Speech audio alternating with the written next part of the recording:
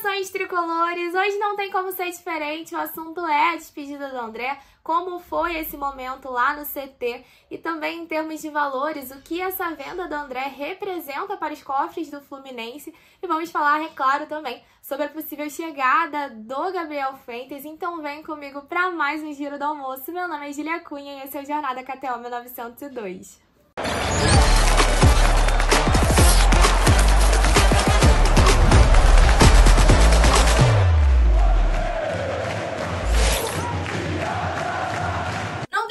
Começar com outro assunto que não seja a despedida do André. Inclusive já viralizou a imagem no WhatsApp do André se emocionando em frente às taças. Vou colocar aqui na tela com vocês.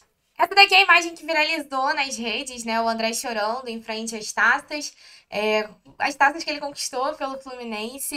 Inclusive saiu informação do Gustavo Garcia dizendo que o André chegou mais cedo hoje lá no CT, antes do treino. Chegou às 9 horas da manhã, ficou lá até às 11 para se despedir dos seus companheiros. E até saiu essa informação aqui também do Caio Borges Trivela, né, falando sobre essa imagem que viralizou, de que o clube prepara uma despedida oficial para o volante que vai jogar no Wolverhampton.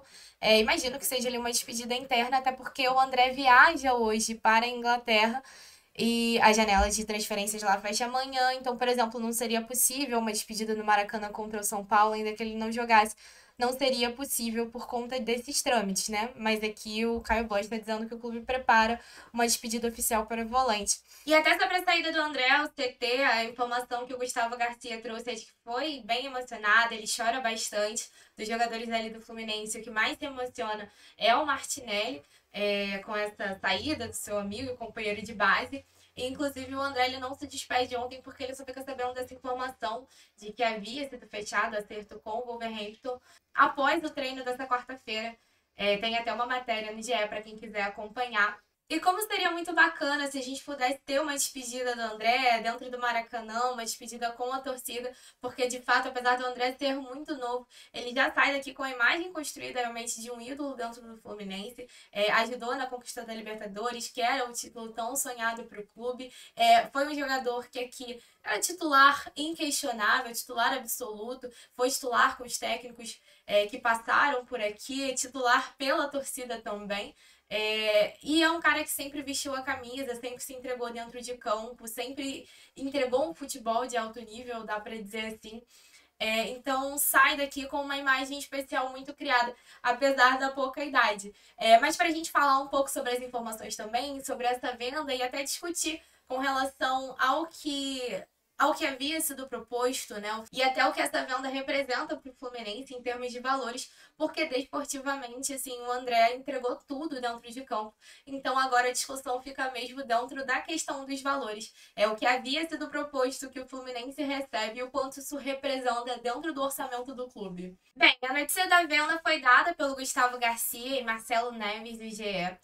Segundo eles, o Wolverhampton está adquirindo 100% dos direitos econômicos do André por 22 milhões de euros fixos, o que dá cerca de 135,5 milhões de reais. E mais 3 milhões em metas a serem atingidas, esse valor dá cerca de 18 milhões e meio de reais. Numa venda em que, se a gente juntar fixos e bônus, totaliza ali os 25 milhões de euros. É claro que a gente conta com o que é garantido, que são os 22 milhões, mas no total da oferta a gente tem ali, de certa forma, os 25. Sendo que, segundo a informação que a Aline Nastari trouxe mais tarde, o Fluminense ainda está tentando conseguir 10% de uma mais-valia, que seria ali 10% de um lucro que o Wolverhampton pode ter numa futura venda do André. E se a gente for comparar com a proposta do Fulham, dá para dizer que o Fluminense ou ele igualou essa proposta, ou ele conseguiu até um valor melhor em termos fixos. Isso porque a gente tem duas informações divergentes. O Caio Borges Trivela, numa matéria que ele publicou ontem, disse que a proposta do Fulham era exatamente igual à proposta do Wolverhampton, isso em termos de fixos e metas a serem atingidas. E já a Aline Nastari, ela tinha publicado isso quando sai a informação da desistência do Fulham e a informação também do quanto o Fluminense havia pedido na contraproposta, que a proposta do Fulham havia sido de 25 milhões de euros, divididos em 20 fixos e 5 de bônus, ou seja, se for esse o caso, o Fluminense conseguiu até superar em termos de valores fixos com essa proposta do Wolverhampton. A gente aqui no Jornada não tem nem apuração do Lessa ou do Gabriel desses valores, né, do que de fato foi fixo ou bônus, mas dá ali pra dizer que pelo menos aquele receio que a gente tinha do André sair por uma oferta menor, porque já estava no final da janela e ainda o Fluminense não tinha nenhuma proposta, pelo menos isso não aconteceu. E aí essa venda agora, ela já representa a maior venda do Fluminense na história em termos de valores fixos. Essa informação foi dada pelo GE, que também publicou uma matéria dizendo que com essa venda o Fluminense quase dobra o que havia sido previsto de alcançar em vendas para esse ano. Porque se a gente coloca os valores de todas as vendas realizadas nesse ano, e aí entra não só o André, mas Alexander, Nino, Caio Paulista, Michel Araújo, tudo que a gente tem de informação de vendas que o GE levantou, o Fluminense chega a cerca de 227 milhões de reais, superando então o que havia sido previsto para se alcançar em vendas nesse ano, que era 115 milhões de reais, né? A gente não bateu ainda toda a meta do orçamento, isso porque ainda tem algum valor a ser atingido ali com premiação, transmissão, entre outros valores, mas em termos de vendas dá para dizer que a gente superou o que havia previsto para esse ano. Então, sem sombra de dúvidas, dá para dizer que essa venda do André foi positiva, né, em termos financeiros, e que ela é um respiro para o clube. Mas se você curtiu todas as informações, não esquece de deixar o seu like. E agora que a gente já falou dessa despedida, inclusive muito obrigada, André, por tudo que você fez com a camisa do nosso clube, vamos passar agora para as informações sobre Gabriel Fuentes. Bem, se por um lado o André tá partindo, por outro lado o Gabriel Fuentes está muito perto de chegar ao Fluminense. A informação foi dada ontem pelo Marcelo Neves e pelo Edgar Maciel de Sá, de que o Júnior Barranquilla aceitou a proposta feita pelo Fluminense. Vou colocar na tela com vocês para a gente ver os detalhes com relação a valores e também em que passo estão essas negociações. Então cola na tela comigo, essa daqui é a matéria do GE. O Júnior aceita a proposta do Fluminense por Gabriel Fuentes e clubes discutem parcelamento, tá? E aí, nesse momento, eu vou trazer aqui porque tem uns detalhes também que mostram um pouco mais de que pé está essa negociação, aqui fala um pouco sobre o jogador.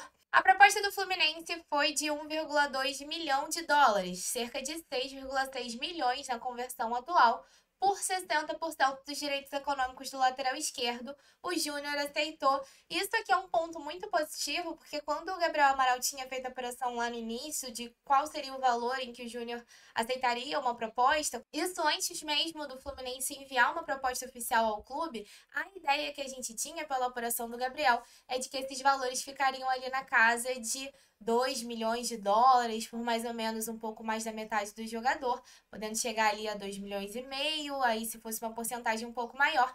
Então, o fato do Fluminense ter conseguido 60% pelo valor de 1,2 milhão, com certeza é muito positivo, né? Porque acaba sendo uma redução considerável, né?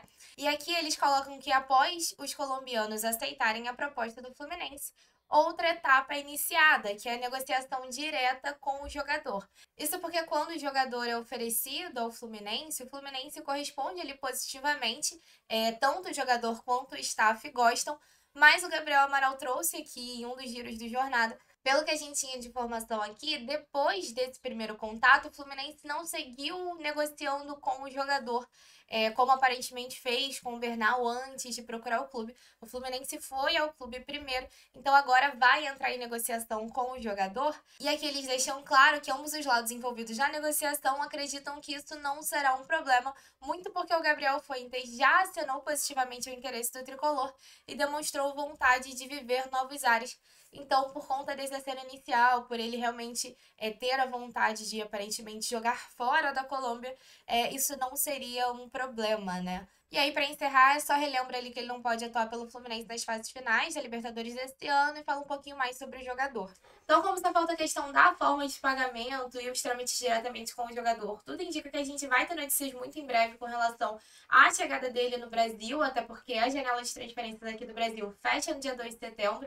Então, essa é a janela, inclusive, que vale para nós inscrevermos os nossos jogadores nas competições, então muito em breve a gente deve ter uma informação com relação a isso, inclusive para você ficar ligadinho, se inscreva aqui no Jornada, e eu acho assim, bem bacana, né, inclusive estava lembrando, não lembro quem chegou a falar sobre isso, mas o fato do Júnior ter caído nas Libertadores pode ter facilitado esse trâmite. A gente sabe que o Gabriel Fuentes era titular lá. Talvez se o Júnior tivesse seguido para as quartas de final, a gente pudesse ter o Júnior Barranquilla um pouco mais resistente em fazer a venda de um jogador titular, né? Mas veja essa chegada como muito positiva. Inclusive, comenta aí quais são as suas expectativas para a vinda do Gabriel Fuentes. Esse foi o nosso Giro do Almoço de hoje, espero que vocês tenham gostado. Mais tarde tem Giro de Jornada e eu volto com vocês aqui amanhã, 1h da tarde, para mais um Giro do Almoço. Saudações tricolores!